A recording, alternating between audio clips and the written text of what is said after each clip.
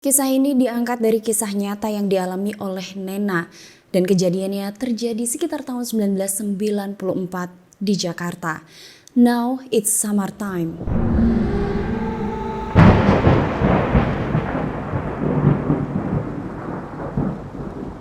Bermula dari kisah dua orang anak yang berusia sekitar 9 tahun. Anak perempuannya bernama Nena dan anak laki-lakinya bernama Kunto. Keduanya ini sepupu tapi lebih seperti adik kakak. Nah, mereka ini akrab, bahkan kerap kali setiap liburan sekolah mereka akan pergi bersama-sama untuk liburan di rumah kakek dan neneknya. Dan disinilah kisah mengerikan mereka dimulai. Setelah pembagian rapot selesai, biasanya kakek dan nenek dari Kunto dan Nena ini datang ke Bandung untuk menjemput mereka berdua. Nah, libur kenaikan sekolah itu biasanya sekitar 1 bulan dan mereka akan menghabiskan liburan di rumah kakek dan neneknya di Jakarta Barat. Setibanya Kunto dan Nena di Jakarta, mereka sudah sangat siap untuk menghabiskan minggu pertamanya dengan buku cerita, mainan-mainan, dan makanan enak di rumah kakek dan neneknya. Jadi rumah dinas milik kakek dan neneknya ini terletak di daerah Jakarta Barat. Rumah dinas yang besar dengan halaman yang luas dan ditumbuhi oleh tanaman-tanaman yang ditata rapih. Rumah itu terletak di antara dua lahan kosong, bahkan di bagian belakangnya juga merupakan lahan kosong. Barulah sekitar beberapa meter di belakangnya ada perumahan warga asli. Sementara itu di depannya merupakan jalan raya yang cukup sibuk dan kemudian ada beberapa kios yang merupakan bengkel motor dan juga mobil, ada tukang cukur rambut, dan ada juga sebuah pabrik roti kecil. Selama kakek dan nenek dari kedua anak ini bekerja, maka Nena dan Kunto dijaga atau dirawat oleh asisten rumah tangga yang bernama Bi Isah. Suatu hari sekitar pukul 11 siang, di sanalah Nena dan juga Kunto untuk pertama kalinya bertemu dengan anak Bi Isah yang bernama Tita. Nah, saat itu Tita membawa dua orang temannya yang bernama Lilis dan Tuti untuk bermain bersama kedua anak tersebut. Setelah bermain cukup lama, ketiga anak yang usianya terpaut cukup jauh dengan Nena dan Kunto ini merasa bosan dengan mainan anak usia 9 tahun. Mereka kemudian mulai menceritakan kisah keangkeran dari pohon asem yang letaknya tidak jauh dari rumah dinas tersebut. Tita menceritakan bahwa pohon asem tua itu banyak sekali mengisahkan kisah-kisah mistis. Ada beberapa orang yang mengisahkan bahwa pohon asem itu pernah dijadikan tempat bunuh diri dari seorang wanita. Kisah-kisah mengerikan itu dipercaya oleh masyarakat sekitar karena beberapa orang yang ingin menebang pohon asem itu kerap kali sakit. Ada yang sakit badan, sakit panas, bahkan ada gosip yang beredar bahwa ada satu orang yang meninggal dunia tepat sebelum ia menebang pohon asem itu. Maka kemudian masyarakat sekitar percaya bahwa pohon asem tua dan keramat itu tidak boleh didekati oleh siapapun, bahkan tidak boleh dipakai untuk tempat bermain anak-anak. Mendengar cerita mistis dari Tita, kedua anak ini tidak percaya. Entah karena usianya masih 9 tahun maka mereka tidak percaya dengan hantu, entah juga karena mereka tidak mengerti mengenai cerita-cerita mistis yang beredar di masyarakat sekitar. Maka kemudian Tita berusaha untuk menjebak Nena dan juga Kunto agar mau bermain di pohon asem keramat itu. Tita kemudian mengatakan, "Yuk Nena, Kunto, kita main aja ke pohon asem di belakang sana yuk. Nanti pas waktunya kalian tidur siang, kalian pura-pura aja tidur siang. Nah, kalau nanti Bi Isah nyariin, kalian tutupin aja tempat tidurnya pakai selimut. Pasti gak akan ketahuan. Nanti kalian kita tunggu di gerbang belakang." Saat itu Kunto dan juga Nena ingin ikut, tapi sebenarnya tidak berani. Lalu mereka mengatakan, "Enggak nenek bilang kita gak boleh keluar dari rumah kalau gak ada nenek." Tapi Tita terus membujuk dan akhirnya Nena dan juga Kunto ini mulai merencanakan untuk diam-diam pergi dari rumah itu. Nena dan Kunto ini mengendap-endap dan kemudian keluar dari gerbang belakang rumah dinas itu. Di gerbang itulah ternyata Tita dan kedua temannya sudah menanti untuk mengajak kedua anak itu pergi ke pohon asem. Tita dan teman-temannya berjalan lebih dahulu dan kedua anak kecil ini hanya mengikuti di belakangnya. Mereka tidak tahu di mana pohon asem yang mengerikan itu berada. Setibanya mereka di lahan kosong, letaknya jauh dari rumah dinas itu, kedua anak ini memang melihat adanya sebuah pohon asem yang sudah tua dan sangat besar. Tita kemudian mengatakan kepada Nena dan Kunto, Kunto, Nena, coba deh bawa deh buah asem itu tuh manis banget. Coba deh kalian, itu kan ada yang jatuh-jatuh, bawa aja gak apa-apa kok. Nena dan Kunto yang benar-benar tidak mengetahui, mereka kemudian mulai berjalan perlahan-lahan dan melihat buah asem yang sudah matang dan berjatuhan. Nah, ketika itu Nena langsung mengatakan, "Minta ya buah asemnya, katanya buah asem di sini enak, manis, boleh ya?" Nah, Nena kemudian mulai memunguti satu persatu dan ditaruh di rok yang ia pakai. Namun tiba-tiba ternyata Tita ini dengan akal bulusnya mencoba untuk mempermainkan kedua anak ini. Tita dan kedua teman-temannya ini tiba-tiba saja berlari dan meninggalkan dua anak kecil ini. Mereka berlari sambil cekikikan dan kemudian mereka bersembunyi. Tiba-tiba saja ketika Kunto dan Nena mengambil terus-menerus buah asem yang telah jatuh di tanah, angin bertiup sangat kencang dan kedua anak ini ketakutan apa yang tiba-tiba terjadi karena hanya mereka yang merasakan ada tiupan angin yang sangat kencang. Hanya beberapa meter dari lokasi pohon asem besar itu ada ibu-ibu pemilik warung yang sedang menyapu. Di sanalah ia kemudian melihat pohon asem itu bergoyang dengan sangat kencang dan mendengar Tita serta teman-temannya yang sedang cekikikan.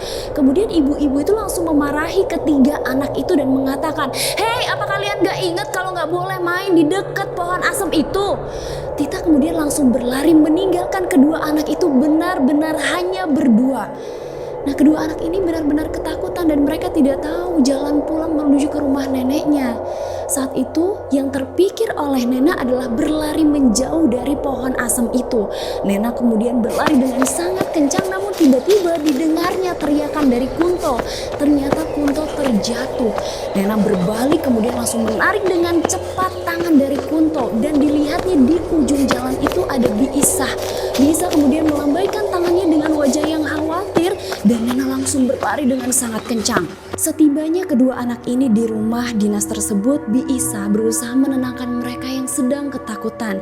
Biisah kemudian memandikan kedua anak ini dan memberikan mereka cemilan dan menaruh buah asem itu tepat di dapur belakang. Setelah kedua anak ini mulai tenang, kemudian Biisah mulai memberikan cemilan dan memperbolehkan keduanya untuk nonton kartun sekitar jam 3 sore.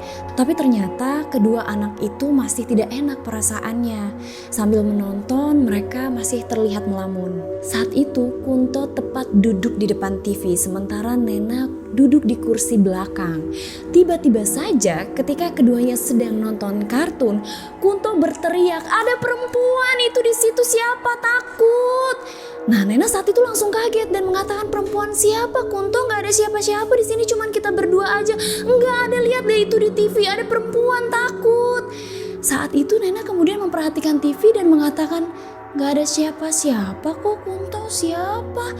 Gak ada." Sesaat setelahnya badan Kunto kemudian langsung panas. Ketakutan Kunto tidak berhenti hingga akhirnya kakek dan neneknya pulang dari kantor dan mengetahui Kunto sakit lalu memberikan obat penurun panas. Tapi ternyata tidak ada satupun obat penurun panas yang bisa meredakan panas tubuh dari Kunto. Sekitar jam 8 malam Kunto disuruh tidur oleh neneknya.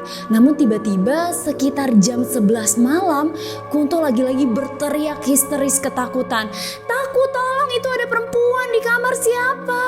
Nena yang mendengar ketakutan itu langsung menuju ke arah kamar Kunto dan menanyakan, "Kenapa, Kunto, ada apa?" "Ada perempuan di sana, gak mau lihat, takut." Nena langsung berlari ke kamar neneknya dan mengatakan, "Nenek, itu Kunto ketakutan." Sang nenek ini kemudian langsung menghampiri Kunto dan membawa Kunto serta Nena untuk tidur di kamarnya. Tapi ternyata meskipun Kunto sudah tidur dengan neneknya, ketakutannya tidak berhenti sampai di situ saja. Sekitar pukul 2 malam tiba-tiba saja Kunto kembali berteriak dengan sangat kencangnya dan menunjuk ke arah sebuah pintu. Kunto kemudian mengatakan, "Nek, itu ada perempuan, Nek, duduk di atas situ, Nek, ada perempuan."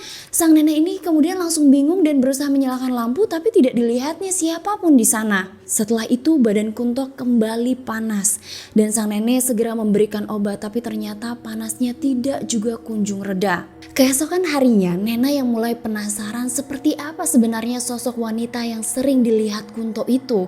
Kemudian mulai membangunkan Kunto yang sedang tidur. Kunto, sebenarnya perempuan apa sih yang kamu lihat kemarin, kok kamu sampai ketakutan? Setelahnya Kunto langsung menceritakan dengan sangat jelas bagaimana ia ketakutan dengan sosok perempuan mengerikan. Jadi gini, kemarin aku lihat ada perempuan ya, pakai kebaya, pakai samping, terus rambutnya berantakan, mukanya juga rusak. Nah terus perempuan itu melotot ke arah aku. Aku beberapa kali lihat dia ada di kursi ruang tengah, kalau enggak di dekat pintu atau di jendela. Dia suka ngeliatin aku, jadi aku takut banget. Dan sejak saat itu Kunto kembali lagi panas. Sang nenek ini khawatir ada apa sebenarnya dengan Kunto. Hingga kemudian Bi Isah menceritakan bahwa kedua anak ini sempat main ke lahan kosong di belakang rumah. Di sanalah kemudian sang nenek curiga dan mulai marah. Kalian ini kemana sebenarnya? Sampai tiba-tiba Kunto panas terus-terusan. Kemudian Bi Isah mengatakan bahwa kedua anak ini pergi ke pohon asem tua yang sering kali terdengar cerita hantunya. Sang nenek kemudian menanyakan kepada dua anak ini, apa yang kalian lakukan di pohon asem itu? Dan Nena kemudian menjawab, kemarin kita cuma ngambil buah asam aja kok Nek, terus ditaruh di dapur belakang. Sang nenek kemudian langsung marah dan mengatakan, Isah balikin itu buah yang kemarin diambil sama anak-anak, taruh lagi. Terus bilang minta maaf dan janji kita gak akan ngelakuin lagi hal itu. Bi Isah langsung kaget karena sang nenek marah dan segera bergegas menuju ke lahan belakang untuk menaruh buah asam yang diambil oleh kedua anak itu. Bi Isah kemudian berjalan dengan perlahan dan menaruh kembali buah asem yang telah diambil oleh kedua anak itu. Dan Bi Isah tidak lupa mengatakan, maaf ya kemarin anak-anak itu tidak sengaja dan sekarang saya kembaliin lagi, kita janji gak akan ngelakuin hal yang sama lagi. Tapi ternyata kengerian itu masih berjalan hanya beberapa saat. Kemudian sang kakek mulai mengetahui ada kisah-kisah mengerikan dan merasa suasana di rumah itu tidak enak, mulai melantunkan ayat-ayat suci Al-Quran. Nah setelahnya barulah kondisi di rumah itu mulai mereda. Setelah itu teror yang dialami oleh Kunto dan juga Nena perlahan-lahan berhenti dan sakit panasnya Kunto kemudian tidak kunjung datang lagi. 1 minggu sebelum liburan sekolah Nena dan Kunto selesai, orang tua dari Nena yang bernama Pak Joni dan Ibu Lina akhirnya memutuskan untuk menjemput anaknya ke Jakarta. Tepat sebelum keduanya berangkat, nah Pak Joni ini bertemu dengan salah seorang temannya dan sempat berbincang mengenai penyakit asma yang diderita oleh Pak Joni. Saat itu temannya mengatakan bahwa ada obat herbal yang bisa diminum karena salah satu anggota keluarganya ini sembuh dari asma. Obat herbal itu adalah kulit dari pohon asem. Tanpa berpikir panjang, kemudian orang tua dari Nena ini langsung berangkat ke Jakarta. Setibanya di Jakarta mereka beristirahat, kemudian Pak Joni teringat kata-kata temannya dan langsung menanyakan kepada neneknya Nena, apakah di sekitar sini ada pohon asem? Nah, sang nenek ini mengatakan bahwa ada 4 pohon asem di belakang rumah dan sang nenek ini langsung menyuruh tukang kebun yang bernama Mang Ana untuk mengambil kulit dari pohon asem itu. Bergegaslah dan bersiap Mang Ana menuju ke pohon asem itu dan setelahnya ia pulang dengan membawa 1 kantung plastik yang isinya adalah kulit dari pohon asem. Tidak menunggu lama lagi, kulit dari pohon asem itu langsung direbus oleh Ibu Lina dan setelahnya ia melihat ada yang aneh dari air rebusan itu. Ia melihat air rebusan itu berwarna merah darah. Tapi saat itu yang dipikirkan oleh Ibu Lina mungkin saja jenis asemnya berbeda, jadi warnanya juga berbeda. Setelah itu air rebusan dimasukkan ke dalam gelas dan diberikan kepada Pak Joni. Nah semua orang di rumah itu juga heran kenapa warna air rebusan itu berwarna merah darah, tapi tidak dengan Pak Joni. Saat itu Pak Joni hanya langsung meminumnya tapi langsung mengatakan, kok baunya agak aneh ya, kayak bau amis. Tapi setelahnya ia menghabiskan air rebusan itu. Setelah sholat maghrib, Nena main ke kamar orang tuanya dan dilihat Pak Joni saat itu baru saja selesai sholat maghrib. Nena kemudian berbincang dengan ayahnya, menceritakan apa saja yang dilakukannya selama liburan di rumah kakek neneknya. Tapi kemudian Nena khawatir karena melihat Pak Joni yang hanya terdiam dan seperti memikirkan sesuatu. Nena kemudian bertanya pada ayahnya, Papa kenapa kok diem aja? Pak Joni saat itu mengatakan, lihat deh kuku Papa tiba-tiba kok warnanya ungu ya, kebiruan gini, kenapa ya? Papa bingung, papa nggak ada alergi. Nena juga bingung, mungkinkah ini efek dari air rebusan itu? Tapi langsung keduanya mengalihkan pembicaraan dan berbincang mengenai liburan Nena di rumah itu. Saat makan malam tiba, seluruh keluarga menunggu kedatangan dari Pak Joni untuk ikut makan malam. Tapi ternyata saat itu Pak Joni mengatakan kepada istrinya tidak akan ikut makan malam. Seluruh keluarga bingung kenapa? Dan Bu Lina menjawab saat itu, sepertinya Pak Joni tidak enak badan. Tapi ternyata ada satu hal yang disembunyikan oleh Pak Joni. Ternyata kuku jari tangan dari Pak Joni ini semakin lama semakin berwarna ungu. Dan bukan hanya kuku jarinya saja, tapi bagian tangannya juga berwarna ungu dengan urat-urat merah yang menonjol keluar. Dan ia malu serta ia khawatir untuk mengatakan kepada seluruh keluarga mengenai apa yang terjadi pada tangannya. Hari demi hari berlalu dan warna aneh di tangan Pak Joni ini mulai menjadi perhatian khusus dari keluarganya. Sang nenek ini mulai menanyakan kenapa tangan Pak Joni berubah menjadi warna ungu. Saat itu jawaban Pak Joni adalah, nggak tahu Ma, mungkin ini alergi atau efek dari rebusan air asam. Meskipun tangan Pak Joni ini semakin lama warnanya semakin berubah, tapi Pak Joni masih tetap meminum air rebusan itu. Sampai suatu hari Ibu Lina yang mencoba merebus lagi masih dengan kulit yang sama dan memperhatikan bahwa kenapa warnanya masih tetap merah darah. Sepengetahuan Bu Lina, semakin lama harusnya warnanya semakin memudar. Malah warnanya akan menjadi seperti air teh. Tapi lagi-lagi mereka berpikir kemungkinan karena jenis pohon asamnya yang berbeda. Tidak ada pemikiran yang aneh-aneh mengenai warna dari rebusan itu yang berwarna merah darah. Namun beberapa hari setelah Mang Ana mengambilkan kulit pohon asem itu, Mang Ana tiba-tiba saja terburu-buru minta untuk pulang ke kampungnya di Bandung. Sang nenek kemudian mengizinkan. Entah apa yang terjadi, tapi sang nenek ini sempat menanyakan, kenapa Mang Ana buru-buru pulang? Enggak Bu, pengen pulang aja.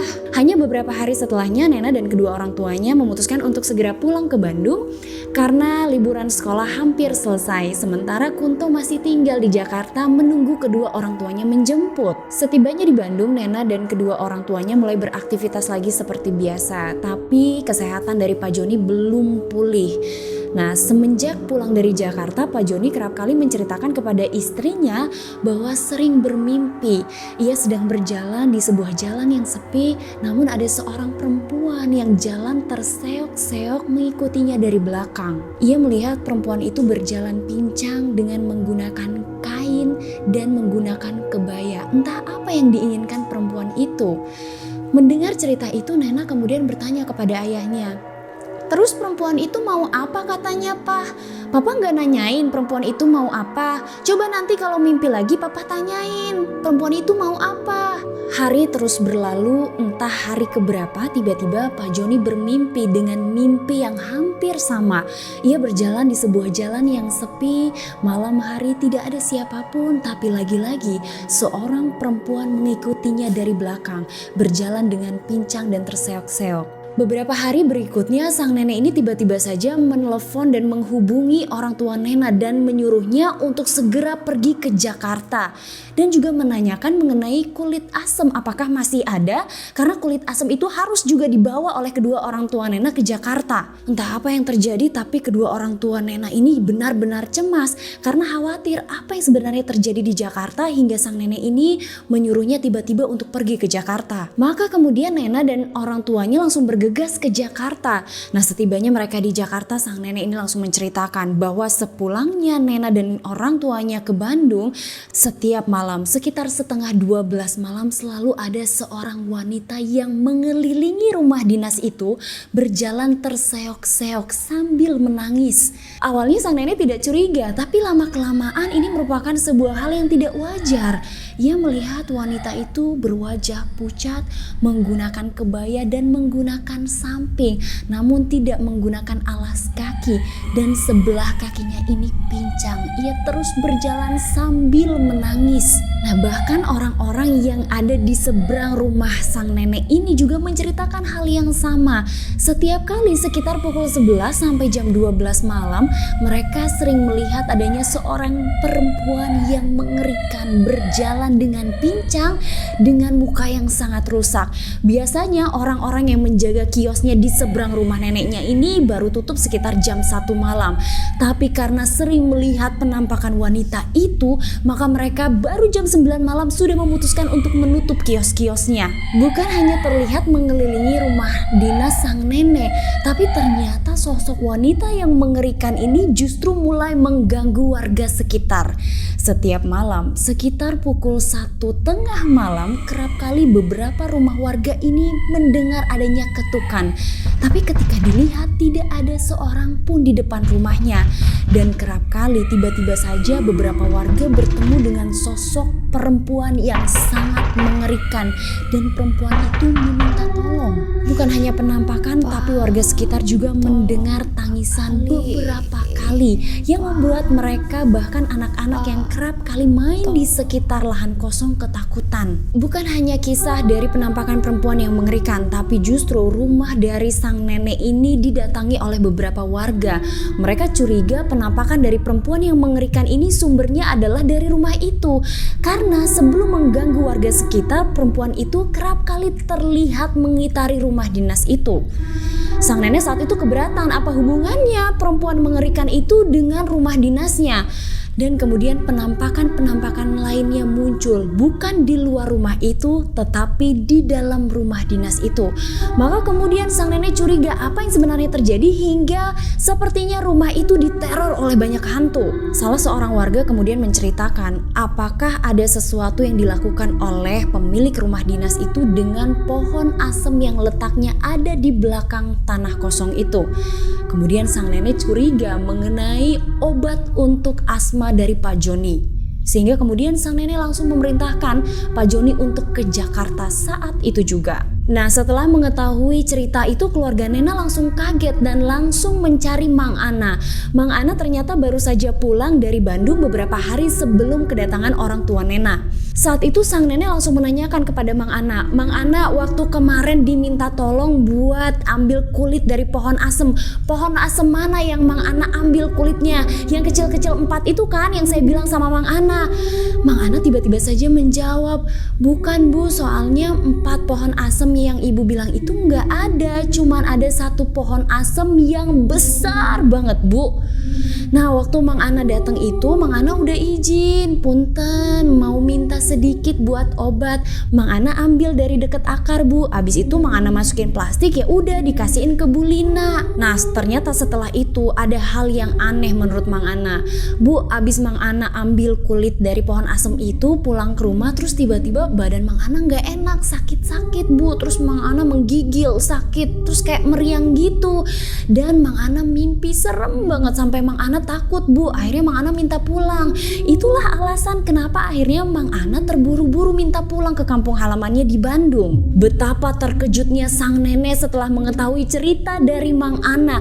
Dan sang nenek ini langsung memerintahkan Mang Ana untuk mengambil 1 plastik yang isinya kulit asam dan mengembalikannya ke tempatnya semula. "Mang Ana, ini jangan lupa ditaruh, bilang minta maaf dan taruh di tempatnya semula." Mang Ana saat itu mulai ketakutan, jangan-jangan kejadian-kejadian aneh yang selama ini ia alami dan selama ini dialami oleh keluarga Nena sumbernya adalah dari pohon asem itu. Mang Ana kemudian segera bergegas keluar dari rumah itu menuju lahan kosong dan menempeli satu-satu kulit asem yang sempat ia ambil dari arah akarnya. Dan saat itu ia mengatakan, "Punten, Mang Ana minta maaf, nggak tahu kalau di sini ada yang jaga. Mang Ana takut, jangan ganggu lagi Mang Ana sama keluarga di sana ya." Kemudian Mang Ana kembali ke rumah itu. Beberapa hari setelahnya Nena dan keluarganya memutuskan untuk pulang ke Bandung. Meskipun keluarga ini sudah berada di Bandung, tapi kekhawatiran mengenai kisah di Jakarta ini masih terus terngiang. Namun ternyata lambat laun warna tangan dari Pak Joni ini berubah. Dari yang tadinya seperti monster dan lama-lama warna keunguan itu semakin lama semakin pudar. Kemudian pada suatu malam Pak Joni kembali bermimpi. Ia bermimpi berada di sebuah jalan kosong, tidak terlalu gelap. Dan saat itu ia masih melihat ada seorang wanita yang mengikutinya hanya beberapa langkah jaraknya dari Pak Joni. Dan tiba-tiba saja perempuan itu mengulurkan tangannya. Entah apa yang dikatakannya, namun sepertinya bibirnya berbicara. dan setelah itu ia hilang. Kemudian ternyata setelah Bi Isa sempat ngobrol dengan warga sekitar yang sudah tinggal lama sekali di daerah Jakarta Barat itu, beberapa warga menceritakan bahwa memang pohon asem itu sudah tua sekali dan jauh sebelum ada beberapa wanita yang bunuh diri, memang pohon asem ini sudah disebut-sebut sebagai pohon keramat. Entah kenapa pohon asem ini sepertinya sangat mengerikan, entah karena sudah puluhan tahun atau sudah tua, atau karena memang beberapa perempuan pernah bunuh diri dengan cara menggantung dirinya di pohon asem tua itu. Sementara beberapa warga yang tinggal di sana dan mengetahui apa yang dialami oleh keluarga Nena menduga karena saat itu Mang Ana sempat mengambil kulit dari pohon asem bagian bawah, curiga bahwa sebenarnya bagian bawah inilah yang kemudian menyakiti sosok wanita yang kerap kali menghantui warga sekitar. Itulah kenapa warna rebusan dari kulit pohon asem itu berwarna merah darah. Kemungkinan kaki wanita itu seperti seolah tersakiti dan terluka sehingga kulit asem itu bukan lagi berwarna teh tapi menjadi darah. Semua pohon besar yang usianya sudah puluhan tahun atau bahkan ratusan tahun kerap kali menyimpan kisah tersendiri. Hati-hati, karena mungkin saja hal itu dialami oleh kalian.